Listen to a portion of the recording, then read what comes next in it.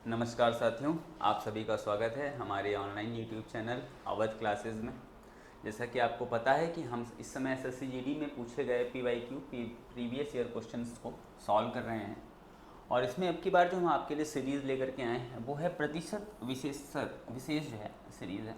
इसमें प्रतिशत पर जुड़े हुए जितने भी प्रश्न एसएससी जीडी में पूछे जाते हैं हम उनका अभ्यास करेंगे और सीखेंगे कि कैसे प्रतिशत पर आधारित प्रश्नों को हम जल्दी लगा पाते हैं। ठीक है, कितनी जल्दी हम इन्हें लगा पाएंगे, इस चीज़ का हमें अभ्यास करना है।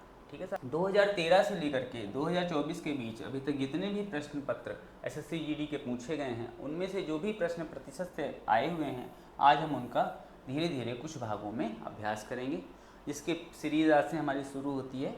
आज हम अपने पहले भाग के प्रश्नों को हल करेंगे। पहला प्रश्न हमें दिया गया है, यदि पी क्यू से 40% कम है तो क्यू पी से कितना प्रतिशत अधिक होगा। क्यू पी से कितना प्रतिशत अधिक होगा।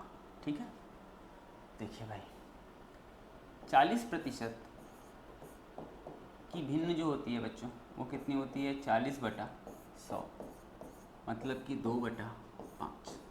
इसका मतलब यह हुआ कि वह 5 से कितना कम है 2 कम है, तो 2 कम है तो कितना होगा 2/3 होगा कि नहीं होगा।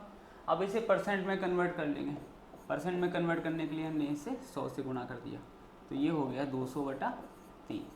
200/3 का मतलब कितना होता है साथियों 66.66%। और ये हमारा उत्तर हो गया। ठीक है, बढ़ते हैं अगले प्रश्न की ओर। इस प्रश्न में तो कोई समस्या नहीं होगी आपको। अगला प्रश्न देखते हैं क्या है। अगला प्रश्न हमें दिया गया है कि दो धनात्मक संख्याओं का योग उनके वर्गों के योग का 20% है। तो हमने पहली संख्या x मान ली, दूसरी संख्या y मान ली। इनका जो योग है वो इनके वर्गों के योग का 20% मतलब 1/5 है। फिर कह रहा है और उनके वर्गों के अंतर का 25% है।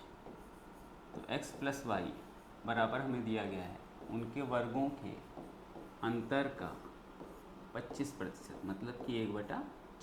ठीक है, अब देखो साथियों यहाँ पर ये मान भी x प्लस वाई का ही है और ये मान भी x प्लस वाई का ही है, तो दोनों मान हम बराबर में लिख सकते हैं।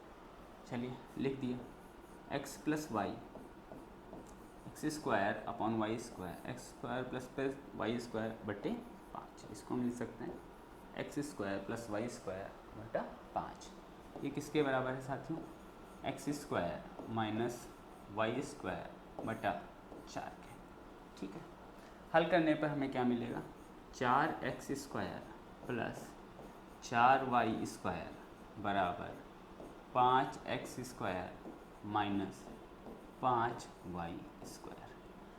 वो हम क्या कर रहे हैं x एक जगह कर ले रहे हैं और y एक जगह कर ले रहे हैं। अब हम इस -5y² को इधर लाएंगे तो ये हो जाएगा 9y² बराबर 4x² को इधर ले जाएंगे तो इससे घट जाएगा, कितने के बराबर बचेगा x² के। अगर हम दोनों तरफ का वर्गमूल करेंगे तो हमें x बराबर क्या मिल जाएगा x बराबर हमें मिल जाएगा 3y। x बराबर हमें क्या मिल जाएगा साथियों x बराबर हमें मिल जाएगा 3y। अब x की वैल्यू को आप चाहे इसमें पुट कर लीजिए चाहे इसमें पुट कर लीजिए। x की वैल्यू को हम पहले वाली इक्वेशन में पुट करके चेक करते हैं। 3y plus y is equals to 3y का स्क्वायर प्लस y का स्क्वायर का 1/5। हल करिए, ये हो गया 4y इज इक्वल्स टू 9 और 1 10y² बटा 5। 5 से 10 डिवाइड हो गया 2 बार, 2 से 4 डिवाइड हो गया 2 बार, y से y² कट गया तो y की वैल्यू हमें कितनी मिल गई बच्चों y की वैल्यू हमें मिल गई 2। अगर y की वैल्यू 2 है साथियों, y की वैल्यू अगर 2 है तो हम इस इक्वेशन में वैल्यू रख के देख लेते हैं। तो x की वैल्यू कितनी आ जाएगी x बराबर 3 × 2। तो x का मान हमें कितना मिल जाएगा भाई x का मान हमें मिल जाएगा 6। x का मान हमें कितना मिल गया भाई x का मान हमें मिल गया 6। ठीक है, अब प्रश्न में हमसे कह रहा है तो x प्लस वाई बटे x² का मान क्या होगा। तो x प्लस वाई का मतलब हुआ 6 + 2 बटे एक्स स्क्वायर मतलब 6 का स्क्वायर का मान क्या होगा। ठीक है, हल कर लीजिए इसे। हल करने पर क्या आएगा, 6 और 2 8 और 6 का स्क्वायर 36, 4 से डिवाइड हुआ 2 बार, 4 से डिवाइड हुआ 9 बार। तो हमें जो आंसर मिला साथियों वो कितना मिल गया, 2/9। और ये हमारा ऑप्शन हो गया ऑप्शन नंबर 4। ठीक है, अगले प्रश्न की ओर बढ़ते हैं। अगला प्रश्न हमें दिया गया है कि एक विद्यार्थी को एक परीक्षा में 24% अंक मिलते हैं, 24% अंक मिलते हैं और वह 56 अंक से अनुत्तीर्ण हो जाता है। पास होने से 56 अंक उसे कम मिलते हैं। यदि उसे 60% अंक मिलते, 60% अंक मिलते तो उसके अंक न्यूनतम उत्तीर्ण अंक से 70 अंक अधिक होते, 70 अंक अधिक होते। ठीक है भाई, यहाँ पर अंतर कितने प्रतिशत का है, तो आप कहोगे सर यहाँ पर अंतर है 36% का। यहाँ पर अंतर कितने का है, तो भाई 56 अंक लाएगा तब वो पास होगा, और पास होने से 70 अंक उसे अधिक मिले हैं, तो कुल मिला के इनका अंतर कितने का हुआ, तो आप कहोगे सर इनका अंतर कितने का है, 126 का है। अंतर कितने का आया साथियों, 126 का। इसका मतलब यह हुआ साथियों कि 126 जो वैल्यू है वो कितने की हुई, 36 की। और हमसे पूछ क्या रहा है, पूछ रहा है परीक्षा के लिए अधिकतम अंक क्या है। तो अधिकतम अंक क्या होता है, अधिकतम अंक हमेशा कितने प्रतिशत के बराबर होता है, 100% के बराबर होता है। तो हमें वैल्यू कितने की निकालनी है, 100% की वैल्यू हमें निकालनी है। 6 से हमने इसे डिवाइड कर दिया, 6 बार 6 से ये डिवाइड हो गया, 6 दूना 12 और 6 कम 6, 3 से 2 बार, 3 से 7 बार, 2 से डिवाइड हो गया 50 बार। तो गुणा करने पे हमें साथियों कितना मिल गया, 350। गुणा करने पे हमें मिल गया 350। ठीक है, अगला प्रश्न लगाते हैं।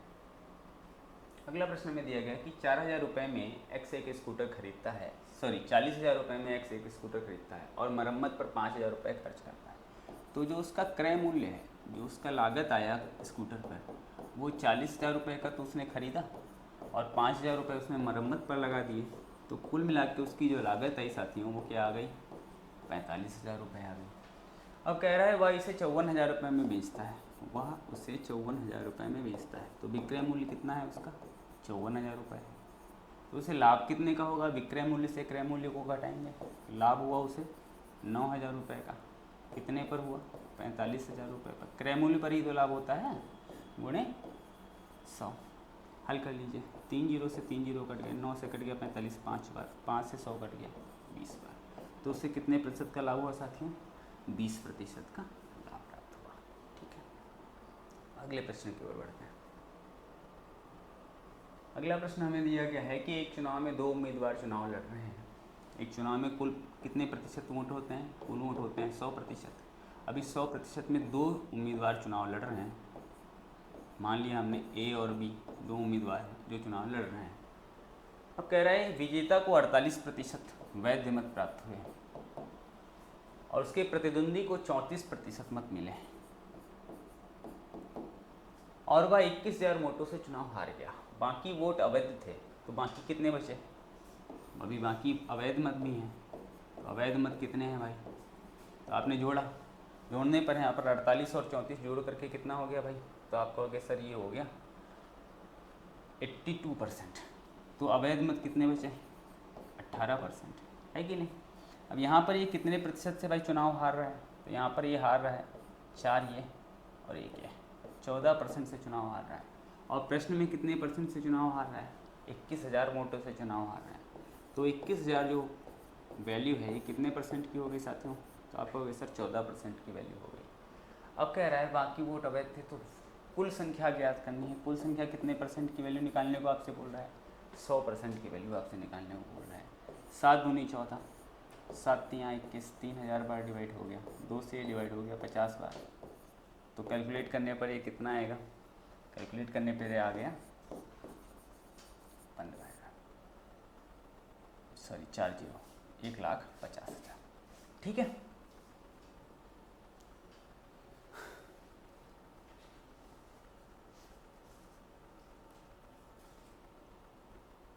अगले प्रश्न की ओर बढ़ते हैं। अगले प्रश्न में कह रहा है कि सौरभ अपनी मासिक आय का 20% बच्चों की शिक्षा पर खर्च करता है। मान लिया उसकी मासिक आय x रुपये है, 20% उसने खर्च कर दिया, साथियों उसके पास कितना बचा? 80% उसके पास बचा। यहाँ पर हम हमेशा बचत को ही लिखते हैं क्योंकि बराबर के इस तरफ हमें जो भी मिलेगी वो क्या मिलेगी साथियों? बचत मिलेगी। ठीक है। फिर कह रहा है वह शेष राशि का 30% परिवहन और कपड़ों पर खर्च करता है, तो अब उसके पास कितना बचा? तो आप कहोगे सर उसके पास बचा 70%। फिर इसके अतिरिक्त अपने पास शेष राशि का 50% किराए इत्यादि पे खर्च करता है, तो 50% खर्च किया, 50% बचा। फिर इन सभी खर्चों के बाद वह बची राशि का 50% माता पिता के पास भेज देता है, तो शेष उसके पास कितना बचा साथियों? फिर से आप कहोगे सर 50% बचा। इसके बाद शेष बची राशि 11,200 रुपये है। इसके बराबर में कितनी है? 11,200 रुपये। ठीक। कैलकुलेट करने के लिए हम प्रतिशत को भिन्नात्मक रूप में लिख लेंगे ताकि कैलकुलेशन हमारे लिए इजी रहे। तो x का 80% की फ्रैक्शन होती है बच्चों 4/5। ठीक है।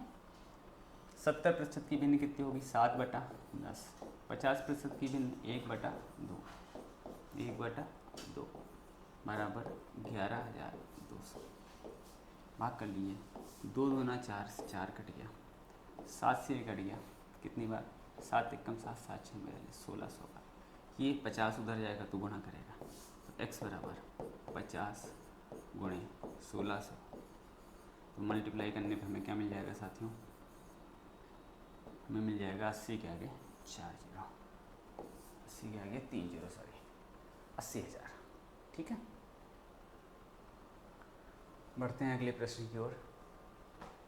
अगला प्रश्न हमें दिया गया है a, b और c 3 संख्याएं हैं। यदि a का मान b से 20% अधिक है।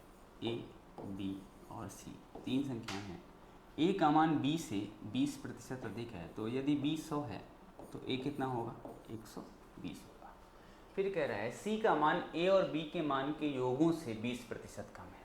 तो a और b के मान का योग मतलब कि 120 प्लस 100, ये कितना हो गया? 220। और 220 से 20% कम है मतलब कि 220 का 80% है। बोलो, 0 0 कट गया, तो इसे मल्टीप्लाई करने पर कितना मिला? 176। सी की वैल्यू कितनी आ गई साथियों? 176। अब कह रहा है कि बी और सी के मानों का अंतर, बी और सी के मानों का अंतर कितना है भाई? 76 है। ठीक है। और कह रहा है कि यह ए के मान से कितने प्रतिशत कम है? ए के मान से कितने प्रतिशत कम है?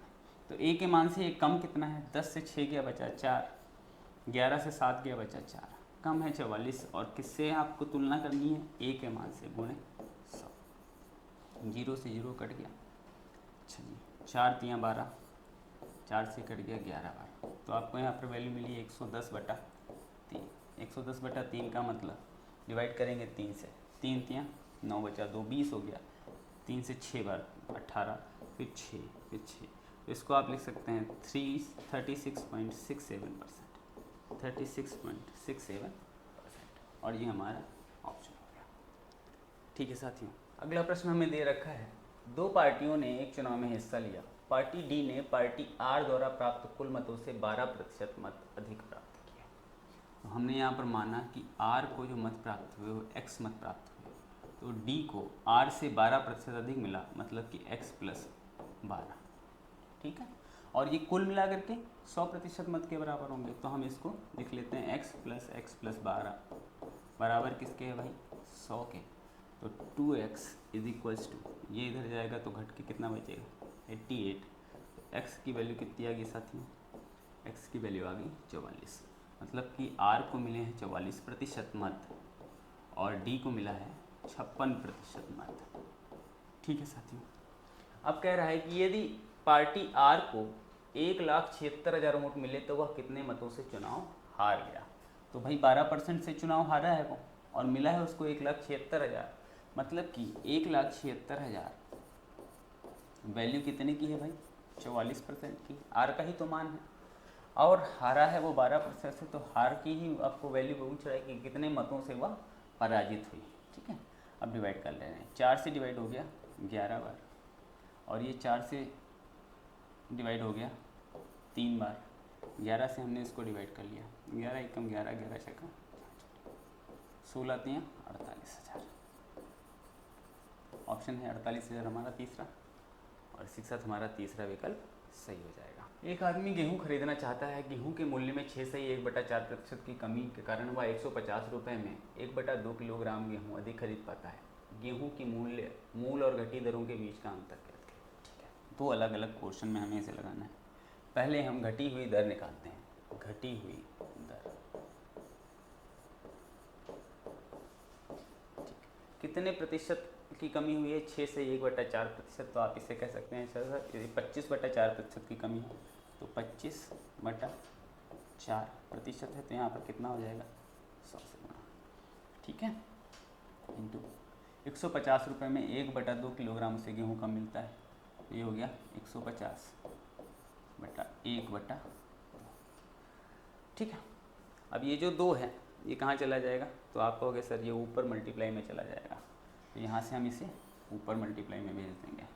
तो ये हो गया 25 से कम 25, 25 चको 100, 1/16 गुणे 150 गुणे 2/1। अब देखिए 2 से ये कट गया कितनी बार? 8 बार। फिर ये 2 से कट गया 4 बार, ये 2 से कट गया 75 बार। तो जो घटी हुई मूल्य मिला हमें वो मिला 75/4। या हम इसको लिख सकते हैं 4 से डिवाइड कर ले रहे हैं, 4 एकम 4, बचा 3 35 हो गया, 4 8 32, बचा 3 30 हो गया, 4 7 28, 4 5 30। तो घटी हुई जो मूल्य आया आपका वो आया 18.75 रुपये। अब 18.75 कितने परसेंट की वैल्यू है? 6.1/4 की 6.25% की कमी हो गई है। तो पहले मूल्य 100% रहा होगा, इसमें से 6.25% की कमी हो गई, तो अब मूल्य कितना बचा? तो आप कहोगे सर ये बचा 93.25%। 93.25%। तो जो 1875 रुपये है, 18.75 रुपये, ये वैल्यू कितने की है? 93.25% की। तो क्या वैल्यू रही होगी? 100% की। 2 अंकों के बाद दशमलव यहाँ पर भी है और 2 अंकों के बाद दशमलव ऊपर भी है। दशमलव से दशमलव हमने काट दिया। 25 से इसको डिवाइड करते हैं, 25 तियाँ 75, यहाँ पे कितना बचा भाई? 18, 25 सत्ते 175। ठीक है, यहाँ पर कितना बचा? 12, 25 पंचे 125। इसको भी डिवाइड करते हैं 25 से 7 बार, 175। 175 के बाद यहाँ पर 12 बचा, 25 पंचे 125। फिर 25 से डिवाइड हो जाएगा, डिवाइड करिए भाई, 25 एकम 25, 25 पंचे 125, 25 तियाँ 75। अब 3 एकम 3, 3 बचे 15, और 5 से ये कट गई 20 बार। तो जो पुराना मूल्य हमें मिला वो कितने रुपए मिला? वो मिला 20 रुपये। और जो नया मूल्य मिला वो हमें कितने मिला साथियों? 18.75 रुपये। अब कह रहा है कि दोनों दरों के बीच का अंतर ज्ञात करें। तो 20 और 18.75 में अंतर कितने का है? 1.25 का। कितने का अंतर है? 1.25 रुपीज़ पर केजी। ठीक है साथियों, अगला प्रश्न में दिया गया है ए के 39%, ए का 39% और बी के 42% का औसत। तो दोनों संख्याओं का योग कर रहे हैं। बी के 42% का औसत, इसका मतलब इसका बटा 2। ए और बी के अंतर के 3/5 के बराबर है, बराबर ए और बी के अंतर का 3/5।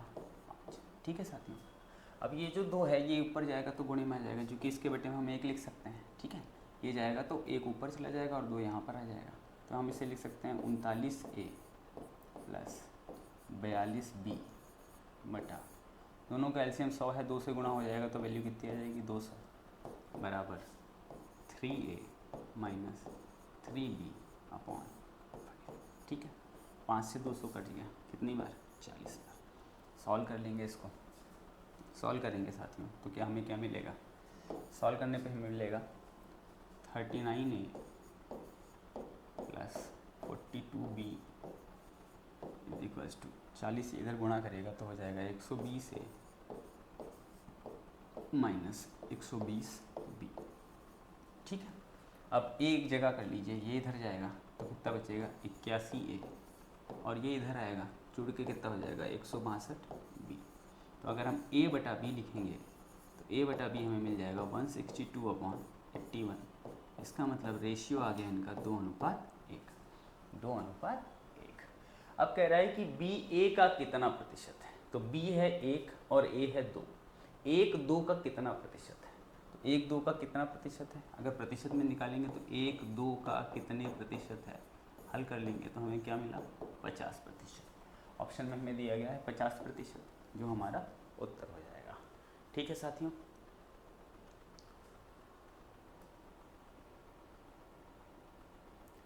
अगले प्रश्न की ओर बढ़ते हैं। अगला प्रश्न हमें दिया गया है कि एक शहर में भालुओं की जनसंख्या प्रतिवर्ष 3% की दर से बढ़ रही है। यदि शहर में भालुओं की वर्तमान जनसंख्या 21,218 है तो 2 वर्ष पूर्व भालुओं की जनसंख्या कितनी थी? तो 3% की भिन्न क्या होती है साथियों? आप कहोगे 3/100 होती है सर। इसका मतलब 100 थी तो 103 हो गई बढ़ के, 100 थी तो अगले साल भी 103 हो गई बढ़ के। इसका मल्टीप्लाई करेंगे तो एक के आगे 4 जीरो आ जाएगा। इसका मल्टीप्लाई करेंगे तो 3 3 0 9 और 103 में 3 जुड़ा 106। यहाँ पर गुणन करने की विधि जो हमने लगाई है वो क्या लगाई है? यहाँ पर जो हमने विधि लगाई है साथियों वो क्या लगाई है? ये 100 से 3 अधिक है, ये भी 100 से 3 अधिक है, तो इनका गुणा करने पर हमने 3 3 9, यहाँ पर 0 9 लिख दिया, क्योंकि कम से कम 2 अंक की संख्या हमें लिखनी होती है। अब चाहे इस 103 में ये 3 जोड़िए, चाहे इस 103 में ये 3 जोड़िए, क्रॉस मल्टीप्लाई आपको करना रहता है, तो हमें वैल्यू क्रॉस एडिशन या सब्सट्रैक्शन करना होता है। तो वैल्यू कितनी आ गई? 10609। इसकी वैल्यू हमें दे रखी है 21,218, वैल्यू कितने की है? 10609 की, तो क्या वैल्यू होगी? 10,000। इसे कट गया 2 बार, तो इसकी वैल्यू क्या आ गई भाई? इसकी वैल्यू आ गई 20,000। ठीक है साथियों,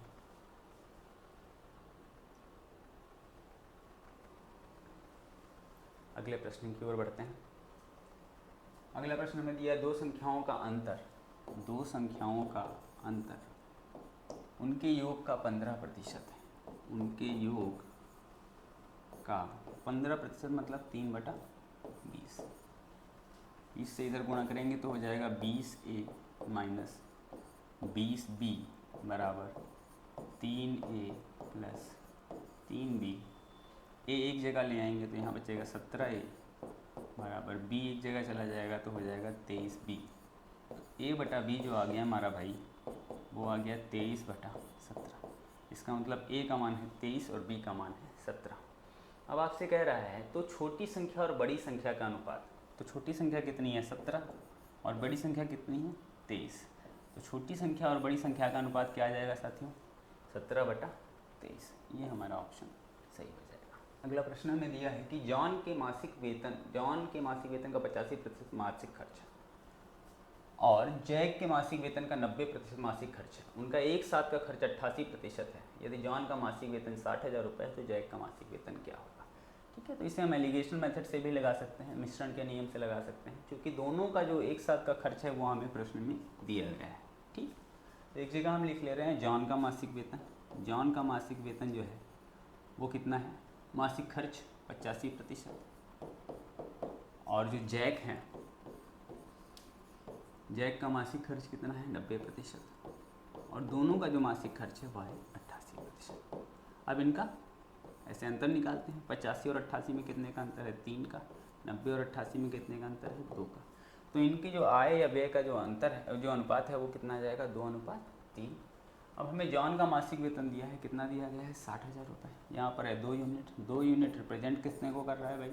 60,000 को रिप्रेजेंट कर रहा है। तो 1 यूनिट की वैल्यू कितनी आ जाएगी? तो आप कहोगे सर वो आ जाएगी 30,000 रुपये। क्वेश्चन में हमें 3 यूनिट की वैल्यू पूछ रहा है, तो 3 यूनिट की वैल्यू कितनी हो जाएगी भाई? तो आप कहोगे सर 3 यूनिट की वैल्यू हो जाएगी 90,000, और ये हमारा आंसर सही हो जाएगा। ठीक है, चलिए अगले प्रश्न की ओर बढ़ते हैं। अगला प्रश्न में दिया गया किसी वस्तु के मूल्य में 10% की कमी कर दी जाती है। 10% की कमी हो रही है और कह रहा है कि बिक्री में 20% की अधिकता कर दी जाती है, वृद्धि कर दी जाती है। 20% की वृद्धि, तो 10% कमी मतलब 1/10। कोई चीज़ 10 थी, 1 की कमी हुई तो कितनी बची? 9।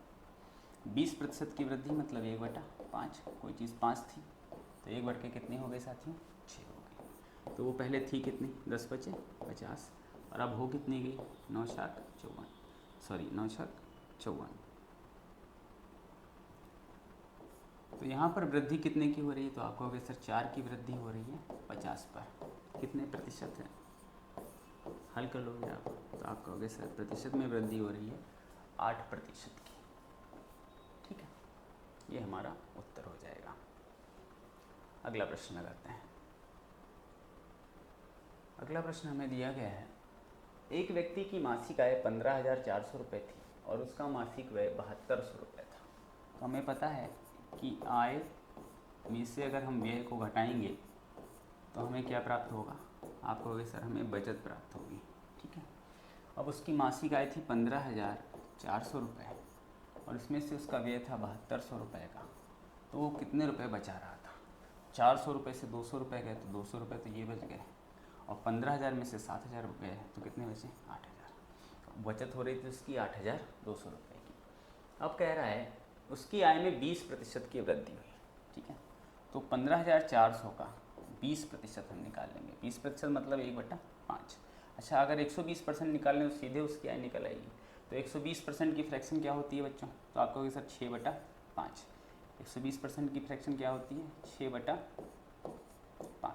तो हम इसे सॉल्व कर ले रहे हैं। 5 से अगर हम इसे डिवाइड करेंगे तो कितनी बार डिवाइड होगा? 5 3 15, 0, 5 8 40, गुणा कर ले रहे हैं। 6 0 हम 0, 6 8 48 का 8 हासिल लगा 4 और 6 3 18। अब उसकी आय 15,400 की जगह कितनी हो गई साथियों?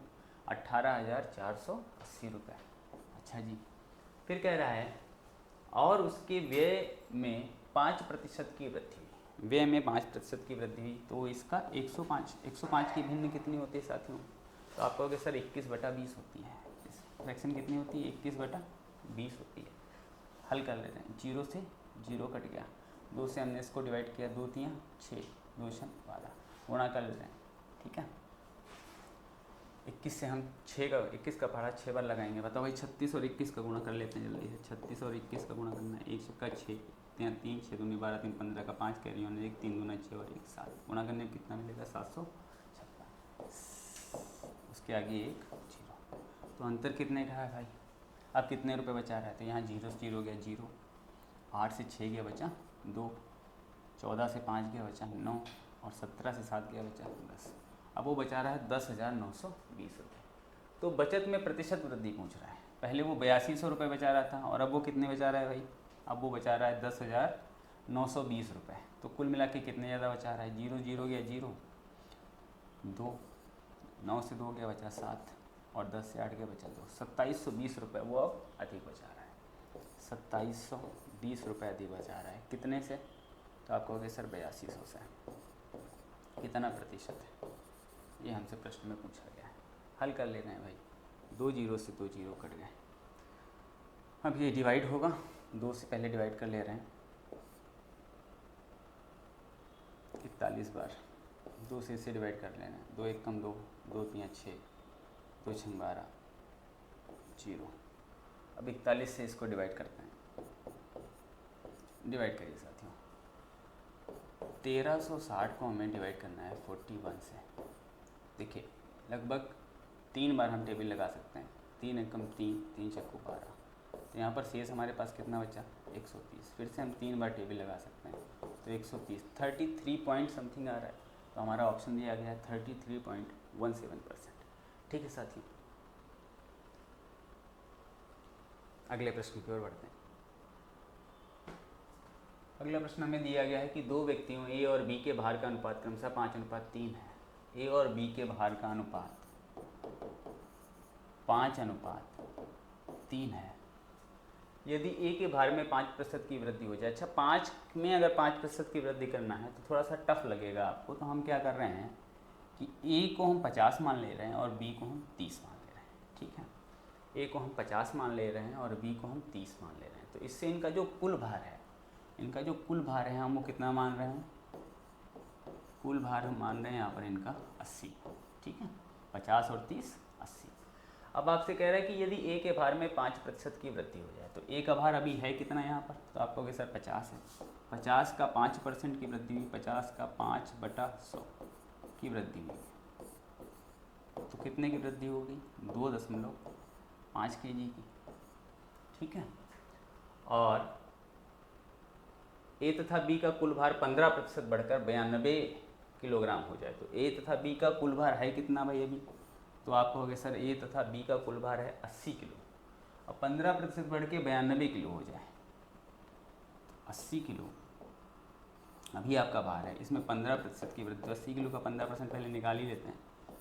20 चक्कू 80, 20 पंचे 100, 5 3 15, तो 4 3 12 की ही वृद्धि हो रही है। और बढ़ करके कितना हो जाएगा, वो 92 किलोग्राम हो जाएगा। तो बी के भार में हुई प्रतिशत वृद्धि शुद्ध स्थान तक ज्ञात करिए। तो 12 किलो की वृद्धि हो रही है कुल मिला करके, और 12 किलो में ए में कितनी वृद्धि हो रही है, तो आप कहोगे सर ए में वृद्धि हो रही है 2.5 किलो की। तो बी में कितनी वृद्धि हो रही है, तो 12 किलो से 2.5 किलो घटा दे रहे हैं, 12 - 2.5 kg, तो कितनी वृद्धि हो रही होगी, आप कहोगे सर 9.5 kg की वृद्धि हो रही होगी, 9.5 kg। अब कह रहा है कि बी के बारे में हुई प्रतिशत वृद्धि कितनी है, 9.5 kg की वृद्धि हो रही है कितने पे, 30 पे, गुणे 100।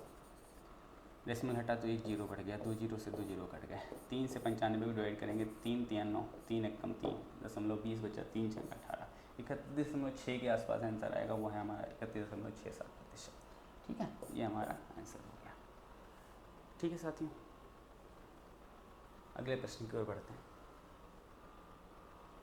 अगला प्रश्न हमें दिया गया है कि एक कस्बे की जनसंख्या 64,000 है, जिसमें प्रतिवर्ष इसकी वर्तमान संख्या के 1/8वें भाग के बराबर वृद्धि होती है, तो 2 वर्ष बाद जनसंख्या कितनी होगी।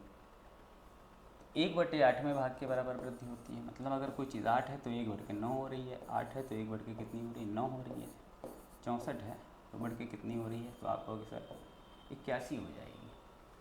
अब वर्तमान जनसंख्या हमें दी गई है, कितनी दी गई है, 64,000, तो 64 यूनिट की वैल्यू आपको दी गई है 64,000। 1 यूनिट की वैल्यू कितनी आ जाएगी साथियों, तो आप कहोगे सर 1 यूनिट की वैल्यू आ जाएगी 1000।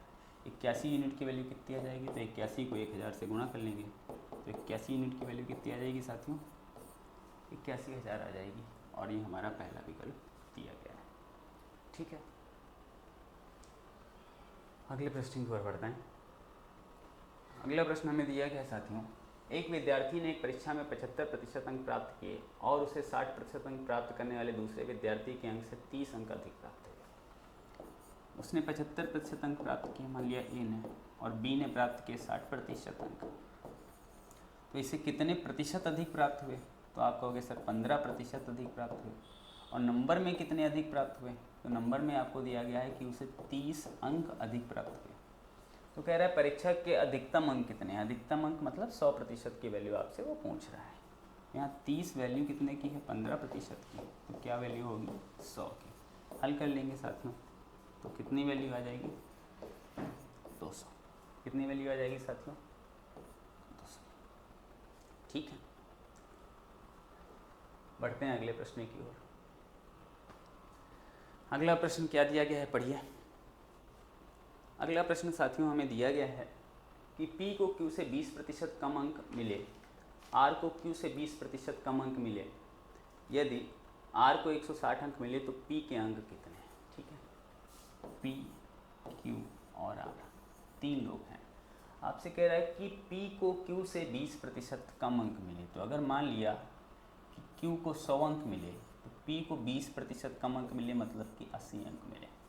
ठीक है, फिर कह रहा है R को Q से 20% कम अंक मिले, तो अगर Q को 100 अंक मिले तो R को 20% कम अंक मिले, मतलब कि इसको भी 80 अंक मिले। अब कह रहे हैं यदि R को 160 अंक मिले, 80 यूनिट किसको रिप्रेजेंट कर रही है, 160 को, तो 1 यूनिट की वैल्यू साथियों कितनी आ गई, आपको किस तरह 1 यूनिट की वैल्यू आ जाएगी 2। तो P को कितने अंक मिले, इसे भी 80 यूनिट अंक ही मिले हैं, तो 80 यूनिट की वैल्यू कितनी आ जाएगी 160। ठीक है साथियों, कितने अंक मिले, इसको भी 160 अंक ही प्राप्त हुए। अगला प्रश्न हमें दिया गया है साथी, यदि मूल्य में 5% की कमी की जाती है तो उपभोग में कितने प्रतिशत की वृद्धि की जानी चाहिए ताकि वे अपरिवर्तित रहे। ठीक है, ये आपका 6 मार्च 2024 में पूछा गया प्रश्न है, अभी बिल्कुल अपडेट क्वेश्चन है, SSC GD के सिर्फ 2 के पेपर में पूछा गया है। 5% की कमी कर रहा है, कमी हो रही है ना भाई, क्वेश्चन में क्या हो रहा है, कमी हो रही है 5% की। तो आप भाई बताओ 5% की भिन्न कितनी होती है, तो आप कहोगे सर 5% की भिन्न होती है 19/20। सॉरी, ये 5% की भिन्न कितनी होती है, 5/100 मतलब 1/20, 1/20। ठीक है, तो कोई चीज़ अगर 20 है तो 1 कम हो रही है तो कितनी बच रही है? 19। 1/19 बच रही है, तो कितने परसेंट? ठीक है, प्रतिशत में निकाल लेंगे। हल कर दीजिए। 19 का टेबल कितनी बार लगेगा? 19 25 95, तो 5 दशमलव लगेगा, है ना? 19 दूना 38 करके, तो फिर 5.2%। 5.2%, ठीक है। आशा करता हूँ कि आपके समझ में आया होगा। अगर कोई भी प्रश्न ऐसा है जो आपके समझ में नहीं आ रहा है तो आप उसे कमेंट में पूछ सकते हैं, और यदि आपको सारी चीज़ें समझ में आ रही हैं तो हमारे चैनल को लाइक शेयर ज़रूर करें, कमेंट भी करें और सब्सक्राइब भी करें। Thank you class.